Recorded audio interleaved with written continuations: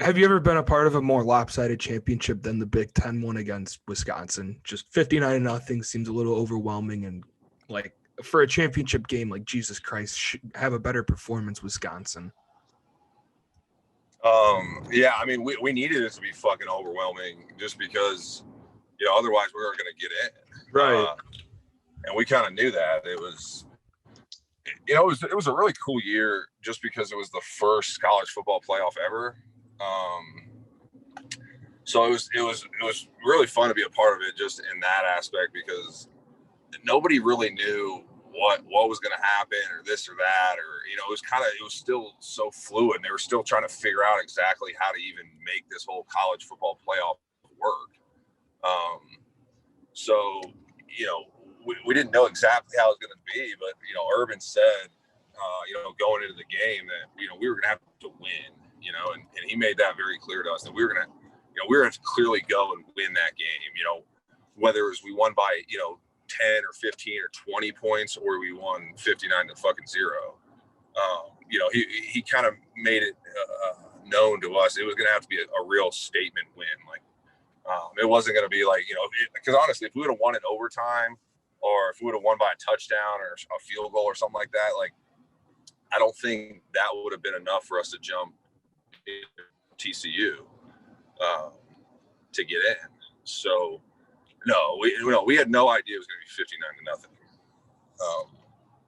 Obviously, we didn't know it was going to be that lopsided, but thank God it was because, kind of after the game, the crazy part was we still didn't know after the game if we were going to get in because, this whole thing was new to everybody. Nobody really knew how the whole committee worked and things like that. So we were still kind of on the edge of our seats. Dude, it was this funny story. So after the game,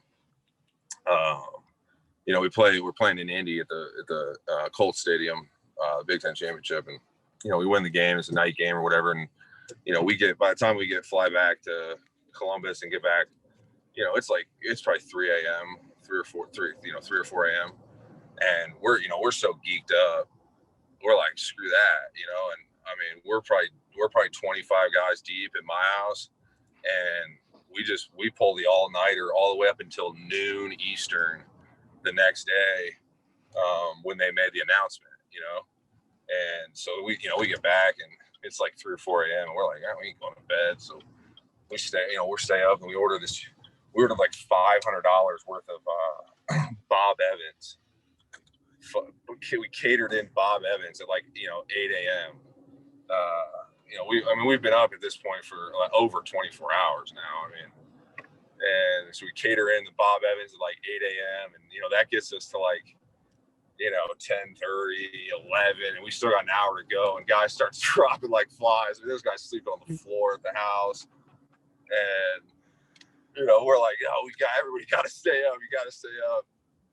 Man, sure enough, it was so much fun. We stayed up all night long, all the way up until noon the next day.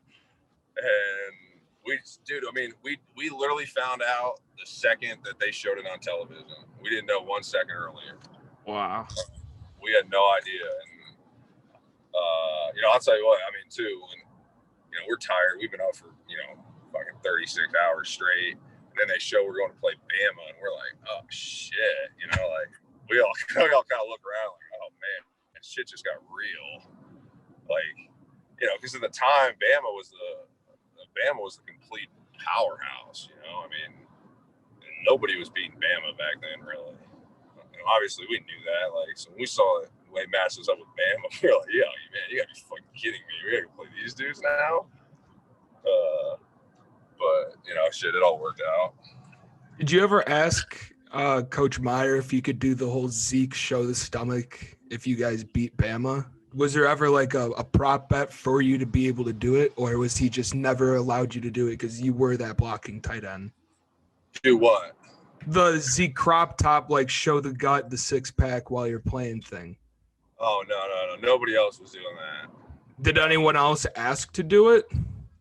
No, it was just kind of one of those things. Like with Coach Meyer and Coach Mick, our strength coach, like, you didn't stray outside of the fucking lines. You stayed in between the lines pretty well. So Coach Meyer tells this story. One of the reasons that they're so strict on, like, if you ever watch an Ohio State game or something, like, there's not a player out there that has something on that nobody else on the team has. So when they play in the SEC Championship, back when Coach Meyer was at Florida, I don't think he's ever publicly said this. So it doesn't matter though. But so they show up to the game and they're playing Bama, and it was Florida versus Alabama, the SEC Championship game. And Florida gets off the bus, and they all got their own shit on. You know what I'm saying? They're all kind of wearing their own stuff, like swaggy, this and that.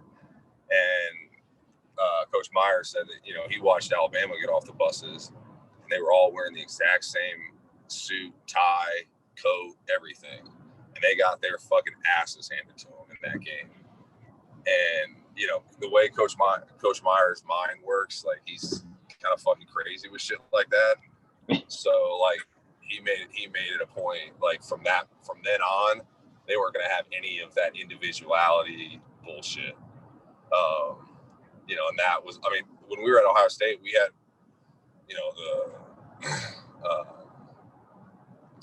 who's the guy that comes and fits all your suits? What do you call him? Like Taylor? Yeah, Taylor. They brought in a tailor to fit all of us because, obviously not everybody had the same exact, coat in college. So they brought in a tailor to fit everybody. They got everybody the exact same coat.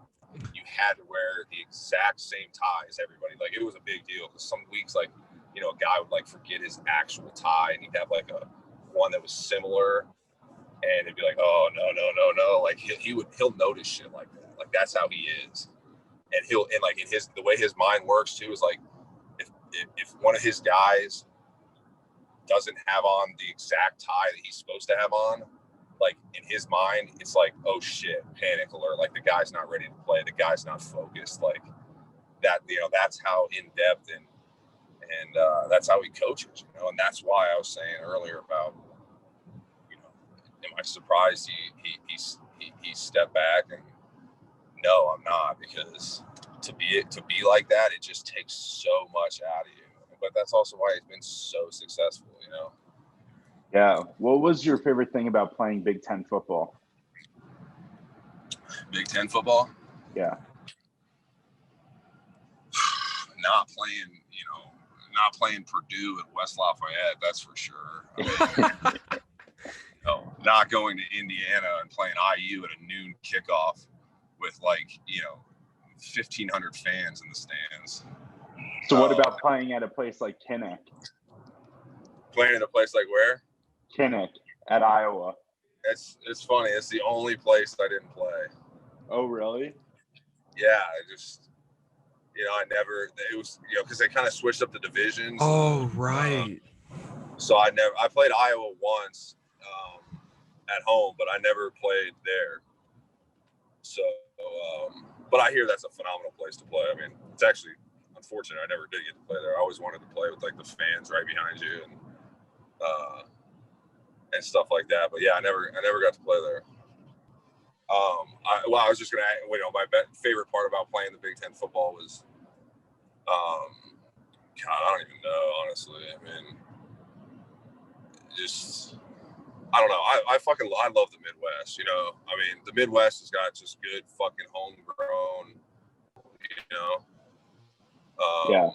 God damn, why is this guy calling me? Hang on 1 second. The Midwest got some great people.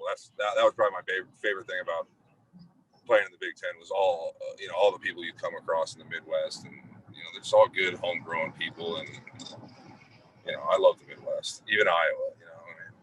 There's nothing there, but it's got good people. It's got good people. When you line up for a play, whether you're blocking or getting ready to run a route, what kind of goes through your mind? Oh man, so much. The first things first is, obviously you get the play. You get the play called, in college, you get it from the sideline, they'll signal it, with all the signals, or in the NFL, they, you'll get it in the huddle.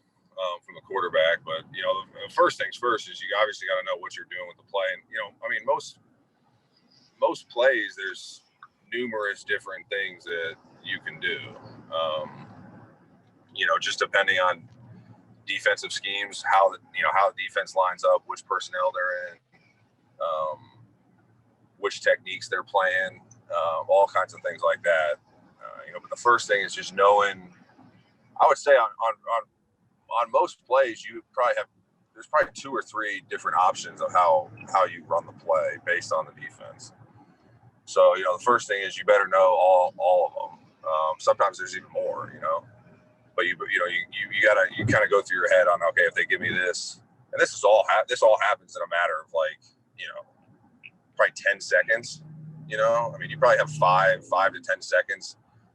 You know, you kind of go through, okay, if they give me this, I do this. If they do this, I do this. Blah blah blah.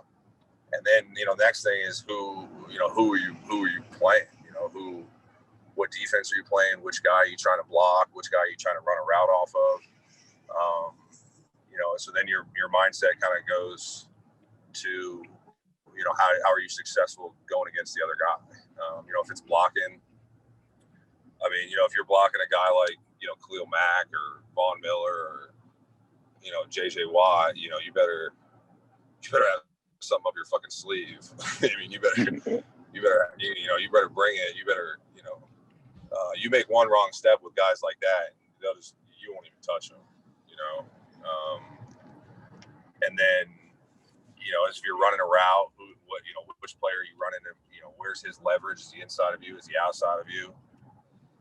You know, where are you trying to get? What's your rules on the route? You know, one of the great things about Coach Meyer that he teaches so well is, like, leverage. God, we used to have these. He used to go crazy on leverage. Like, if you fucked up a lever, like, you know, if you're trying to go inside, and you got a guy that's outside of you, like, you don't start and just immediately go inside. You know what I'm saying? Like, if you're running around and you got a safety or a linebacker that's playing outside leverage on you, and you're trying to run a 10-yard in, you know, you don't. If he's outside of you, you don't just, like, run straight up or run in and then try to get away from him. Like, no, you attack his leverage. So if he has outside leverage on you and you're trying to go in, then you attack him outside you, because then it widens him even more. You know what I'm saying? Yeah. If you just run straight or you run in, then he's just going to close on you. You know what I'm saying? And then you're going to break, and he's right there, and he's just going to cover you. But, you know, yeah, so leverage. I would say leverage is one of the biggest. Same thing with blocking. I mean, you know, if the ball's going outside and you got a guy that's playing a wide 9 technique, you know, you're a little bit of a disadvantage just based on leverage. So you better, you know, figure out a way to, you know, manipulate him, or, you know, some way, shape or form to try and gain an advantage, because, you know, the advantage that the offense has is they know the play, and the disadvantage the defense has is they don't know the play.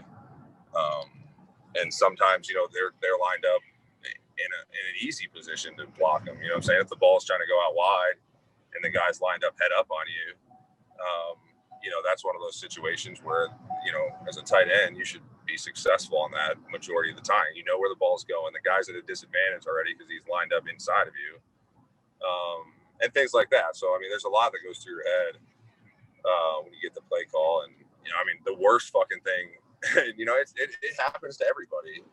So it's not like, you know, I don't feel ashamed admitting it, but there's some, you know, every now and then, once a year or something, you know, like you'll get a play call and you'll be like, oh fuck, like, what?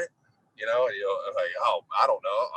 You know, that's the worst, is when you know, you don't know what to do. And I mean, that's honestly what I think drives most guys to, like, study and really understand that, because, man, if you don't know what to do, I mean, you better make it look like you know what you're doing, because, I mean, it can get real ugly real fucking fast if you got a guy that, you know, doesn't know what he's doing and steps the wrong way. I mean, because, I mean, God, if you're running a zone right fucking run play and you don't really know what to do and you step the wrong way, I mean, the tackle's going to step on you, the guard's going to step on the fucking tackle, and it's going to look real shitty.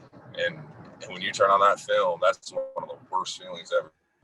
is fucking turning on the film where you're the one that didn't know the Yep. play, and you're the one that fucked it up. That's when you get the It's a little bad day. red, It's a bad day. you get the laser pointer put on the film, and you're like, "What the fuck are you doing right here?" And you're like, "I don't even have any idea, coach. I was just making a mistake at 100 miles per hour." Yeah. Oh yeah, dude. And I mean, that sounds corny, but low key, like that's what you got to do. Like if you really don't know the play, no, first that's you what I ask. was taught. At least that's what I was taught. If you make a mistake, make 100 mile per hour mistakes. Yeah. I mean, first you ask. You know what I'm saying? Like honestly, if you have a good quarterback and it's a passing play and you're not quite sure what to do, just ask the fucking quarterback. You know, like the quarterback, it's their job to know everybody's route and what everybody's doing. I mean, you know, when you watch Gronk play, like, you know, I'm not sure he knows half the routes he's supposed to be running. But, you know, like, quite honestly, it really doesn't matter. If you got a guy like Tom Brady there, like, it's not going to, when you have younger quarterbacks, it's not as easy for them to, like, if a guy asks them what's the play, you know what I'm saying? Then they're going to have to think in their head, like, oh, what's that guy? What position is he playing? You know, and then they got to go through a kind of a process, and they're young, and, you know, then it kind of gets them, you know, thrown out of whack and stuff. They get a little, you know, uneasy. So, you know, when you have younger quarterbacks, it's, you know, it's not the greatest thing in the world to be asking them all the time. But like with a guy like Tom Brady and Gronk and shit, like, I mean, you know, so what? It's not gonna baffle Tom Brady or, you know, throw him off his game if you ask him, you know, oh shit, I forgot this. What do I got here? You know, I mean, he'll answer you at the snap of his fingers, and you know, and then it's not. I mean, for him, it's not going to confuse him at all. You know, it's not. I mean, he's so smart and so ahead of the game.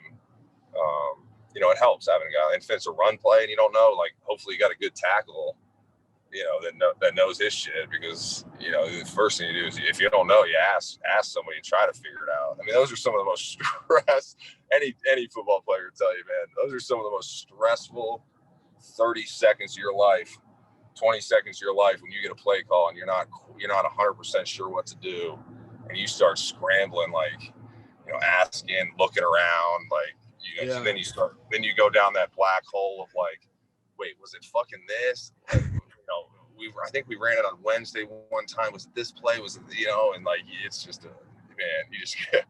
you just got to try not to fuck up the whole thing where it looks. So I wanted to ask you about your draft day experience. Of what was it like getting drafted by the Broncos and getting a call from John Elway and a text from Peyton Manning?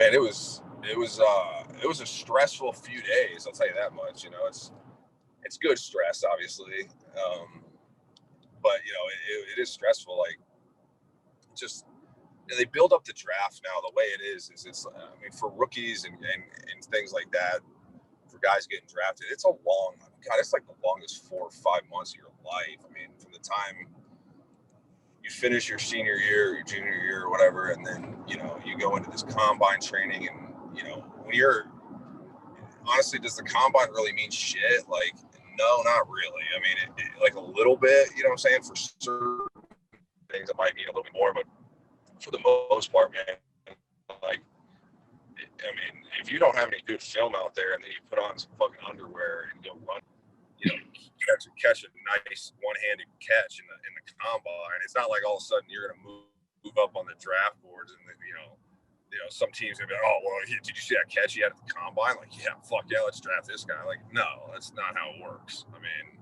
you know, but in your head when you're coming out, it's like, you know, it's the next biggest thing. It's like, you know, it's a very stressful event. You've worked so hard your entire life, you know, obviously, to get to this point. So, you know, you finish school, and, you know, and then you get to the combine, and that's stressful, you know, and then you finish that, then you have your pro day, you know, you're training for that, and that's stressful. And then you get a couple weeks off before the draft, but the whole time it's like, it's kind of an eerie, weird feeling knowing that at one point you're going to get a phone call and they're going to tell you where you're going to live for the next 4 years of your life, and you have no control over it. Yeah. You know, that's kind of like the easy part about it. And like I said, you know, it's obviously good stress. It's not like bad stress, but, you know, it's stressful. So, like, leading up to the draft, you know, the last few days before, you're like just sitting around waiting, hoping to come. And then, you know, I obviously knew I wasn't going to be a first rounder. So, you know, I just I remember the night of the first round draft, you know, like I just went out on the boat and went fishing and hung out with some of my buddies. And so then you sit around the whole next day and, like, all right, hopefully, fingers crossed I'm going to get drafted today. But like, there's no guarantees, you know what I'm saying? Like you could have to go to sleep that night and then wake up the next day and, mentally go through the whole thing again. Like, God, I fucking hope I get drafted today. So yeah, then the first round goes by, and then the next day I get up and I remember I spent the whole day at the beach. I was like, fuck this. Like, I just hung out at the beach with my buddies, some chicks, just get my mind off of it. Shit. And then, so I was pretty calm and collected, so then the draft starts and, I didn't want like a huge deal, but, we had a decent amount of people over the house. And man, I'll tell you what, because I was third round.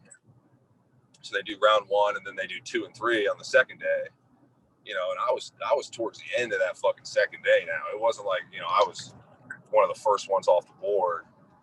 So I'm sitting there, man, and, you're sitting there and you're just kind of waiting, everybody's just kind of mingling around and you're sitting there in front of the TV and you obviously just got your phone in front of you waiting for it to ring.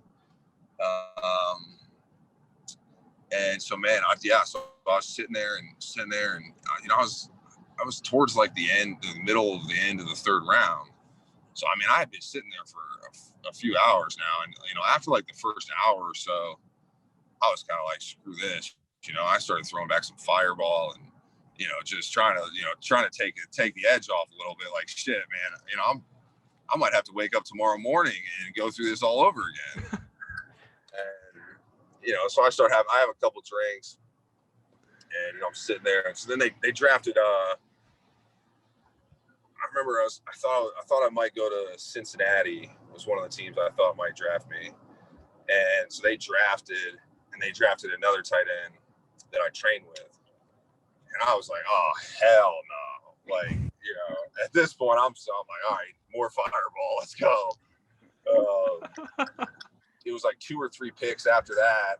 Because you're sitting there and you're watching, like, the teams that are coming up. And you kind of have an idea of, like, this team might draft me. This team probably not. Things like that. Okay, I met with them. I had a good interview with them. Like, things like that. So, I'm like, Cincinnati picks. I kind of start looking at the next picks, and I'm like, "Fuck, man, I'm gonna go into day 3 here." And so sure enough, a few picks after that is when my phone finally rang, and I didn't know, I didn't look at the area code or anything. I just answered it right away. I was like, "Hello, yeah, I'm here, yeah." Like, who is it? And the voice on the other end of the line is like, "Jeff, it's John Elway," and I'm like, "Yep. Yep, John, how you doing?" Yeah, I'm good. How you doing? And so yeah, then he called and I'm out there on the phone and everybody's up there freaking out, wondering who it is. And so they said, we're gonna draft you at the next pick here. And so it was pretty cool, man. It was going to a place like Denver is phenomenal. I was so fortunate to be. It's such a great organization and a place like, obviously being in Denver, there's a lot worse places you can be. And that's one of the big things about the draft is when you're looking at, places to go, there's not necessarily a place you're like dying to go, but there's like, a handful, 2 or 3 places where you're like, that's not where I want to go. Yeah. And so, but another funny story was, so, we had the overflow of the driveway. There was no room left in the driveway for anybody to park. And so I'm outside on the phone, and this is after they draft me, and I'm trying to figure out like the flights because you got to fly in the next day. And I'm sitting there, there's on the phone with the people. They're telling me my flights and this and that. And I'm outside, and fucking 2 cops roll up. And, they start getting on my ass, and I'm out there on the phone, and like, there's cars parked like kind of on the street, in the grass, like, kind of fucking cars everywhere. And I'm like, I'm on the phone trying to figure out this, flights and everything. And these cops are like trying to talk to me, and I'm like really not answering them, and you could tell they're kind of getting annoyed. Like they thought I was just some like, Naples kid, like, didn't give a fuck about the cops. And, finally I was like, sir, look, I just got drafted by the Denver Broncos. And, like, these are all the people inside. Like, I really can't get off the phone right now and just go in there and have everybody move their cars, blah, blah, blah. And the guy was super cool. He was like, oh, shit. Yeah, don't worry. Don't worry about the cars, like, they were super cool after that. So it all worked out all right. But it was funny how they were jumping my ass. And I'm like, just give me a second. But they were cool once they figured out what was going on. So your rookie year, right at the beginning of it, you tore your ACL in rookie camps. Was that like a non-contact ACL tear, or did someone fall into you when that happened? Like, how did that all go about? So it was non-contact. It was non-contact. I was just, this is another funny story, man. I'm telling a lot of stories I haven't told in a long time. So I get drafted, and, you get a week, you fly out there. Oh, another funny story. So I get drafted. I'm going to Denver from Naples, Florida. So I'm like all geeked up, and I'm on the phone with the lady, and she goes, yeah, your flight takes off at 5 a.m. the next morning. And it's like, it's like 10:30, 11 o'clock. And she's like, your flight takes off at 5 a.m. I'm like, takes off at 5 a.m.? Like, that's like, you have to be at the airport at like 3:30. And, so obviously, like, I go out, and that was one of the cool things about John was, like, when I was on the phone with him, he's like, yeah, your flight's going to be early as shit tomorrow morning. So don't worry. Like, we know you're going to be hungover. We know you're going to be fucking miserably tired. So, like, don't try to, like, you don't have to try to act like you're not, in a way, like, he was cool about that. But yeah, so we go out all night, and then, like, I have to leave. I literally come right from the bar to right back home, shower, put a suit on, and, we get back at like 2 a.m., 2:30, and I leave for the airport at 3 a.m. And that was a long fucking day. But anyway, so then I get drafted. Yeah, so then we show up to rookie minicamp, and bro, it's me, and there's one other tight end there that they brought in for rookie minicamp, and that's it. And rookie minicamp, they changed it now, partially because of what happened with me, but it used to be a shit show. It used to be like, you had like, 6, 7, 8 drafted guys, and then you'd have like, 20 or 30 guys that were all undrafted. They're trying to make a team, and they're trying to make a good impression. So they're going balls to the fucking wall out there.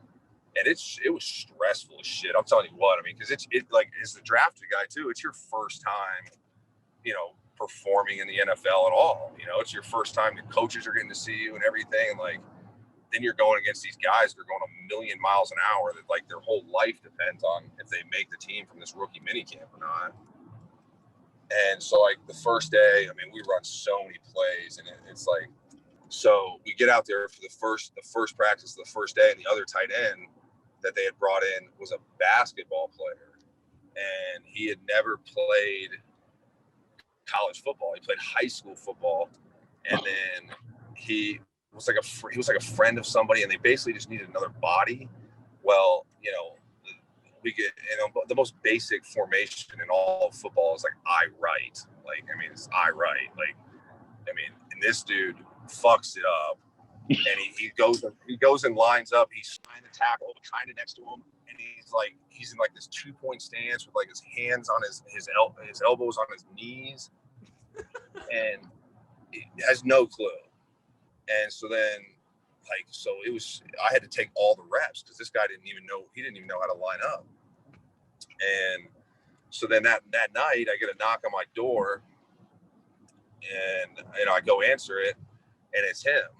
And he's got his playbooks in his hand, and he goes, hey man, he goes, can you give these back to the coaches tomorrow? Like, this shit ain't for me. I'm out of here. And I'm like, what? I'm like, you gotta be fucking kidding me. So so he quit, and he quit. So then the next day I had to take all the reps again. And man, I was just running, and eventually, I was just running, and my knees gave out on me. I was so fatigued because it was 2-a-days too. You practice in the morning and practice in the afternoon. And so it was the afternoon, the second practice, the second day. And I was just so fatigued. And I mean, I was in the training room before we went out, and I'm rubbing like fucking icy hot all over my legs. And I'm telling the trainers, I'm like, I can barely even lift up my fucking knees, to run. And it was just a bad, whole circumstance, how it unfolded. And it was tough. I mean, it's, obviously not ideal and not how you want to start your NFL career out. Yeah. What was it like being on the sidelines during the Super Bowl season your rookie year? And what was media day like for the Super Bowl? What was that like? Okay, man. I mean, I got stories I can tell you. I go story after story here, but media day was cool. Just the whole Super Bowl experience I'm just so fortunate that I was able to experience it, because unless you've actually been through it, like as a player on the team in the Super Bowl, it's just so cool. I mean, all the way from the time that you win, to the time you're going to the Super Bowl till the actual game starts. It's insane. I mean, just showing up to your locker after practice. I wasn't even playing, and it's $5,000 watches and boom boxes and shit in everybody's locker, you know what I'm saying? Because they're just sending stuff. And I wasn't even playing. I was a rookie on IR. Like, I couldn't have really been lower on the totem pole, really, as far as the team goes. But it was, it was so cool. Funny story about the actual Super Bowl was, obviously I was on IR, so I wasn't playing. And then Trevor Siemian, at the time, he was our 7th round draft pick. So he wasn't dressed, he was inactive. And so, we're sitting there, and it's halftime of the Super Bowl. And, so the team runs in, and Trevor and I are kind of mingling there for a second, seeing like, because we heard Beyonce was performing. We're like, where's Beyonce? Where's she going to be at? Blah, blah, blah. And so we're kind of mingling there, waiting to see like, where's she going to be? Sure enough, they set up the stage smack dab in front of our bench. And Trevor and I kind of look at each other, and we're like, yeah, we're staying out here. And we sat right there on the fucking team bench in the middle of halftime, and watched Beyonce, front row seats to Beyonce. I'm talking front row. And I mean, we're looking up at her the whole time because she's performing for everybody in the stands. And we're literally right in front of the stage where she's performing. And we snuck out, and we stayed out there the whole time and just watched the Beyonce halftime show. It's pretty funny. That's funny. What's your favorite Peyton Manning memory or experience with him? My favorite Peyton memory was when he got injured. He got injured during that year, and I was on IR, and he was very cautious when he was injured about people seeing him be injured, because he was getting towards the end of his career. And you know what I'm saying? Like, the NFL, it gets really politicky and things like that sometimes. So he was very, strict on, like, when he was injured, he wasn't going to just go out in the middle of the field, where all the offices can see, what he's doing and things like that. So, he sends me a text the night before. He says, hey, we're going into the indoor facility at 9:30 a.m. And he said, don't tell anybody else. So we get out there, and he's like working on getting back from his injury. And so he's, we're kind of going through the plays, and I know most of the plays because I was in the meetings and things. And so he tells me to run this one route, and I go out there, and, I run the route, he throws it, I catch it. And, I think like, all right, that was a pretty good job. I ran a good route. He threw a good ball. I caught it. And so, I'm jogging back to the huddle, and he like waves me over, and he's like, and I'm like, oh shit, I'm like, what did I do wrong? Like, he didn't look real happy about it. He's like, got the fast wave, like, come here. I'm like, fuck, I thought I ran a good route there, caught the ball. And he goes, you ran that at 12. I want you at 11 and a half. And I'm like, what? And I was like, at first, I kind of thought he was joking at first. I was like, well, the playbook says 12. It's a 12-yard out. And he goes, and I obviously didn't say that. I was like, yes, sir, 11 and a half, got it. My bad. But that's how, on top of it he is. And that's how stingy he is with, that's what made him so great, is because, he didn't want, it was all about timing and where he was putting that ball. And he wanted you to break at 11 and a half fucking yards, not 12 yards. And that's one of my, that's like, that right there just sums up, his playing career as best as I can sum it up. Is, that's how detailed that guy is 11 and a half yards, not 12 yards. And to him, it was all the difference in the world. To me, I'm like, are you fucking kidding me, bro? It's like, we're talking about 6 inches here. I mean, what? And to him, it might as well have been 4 feet. But yeah, that's one of my favorite Peyton stories. With your time with the Broncos, you had 3 different head coaches with Kubiak, Vance Joseph, and Vic Fangio. How did they impact you as a player, and what did you learn from playing under each of them? What were things you learned? Let me, so I just pulled up. I got to go to this meeting in 5 minutes. Let's wrap this call up, but I'm free. I can do another. I can, okay.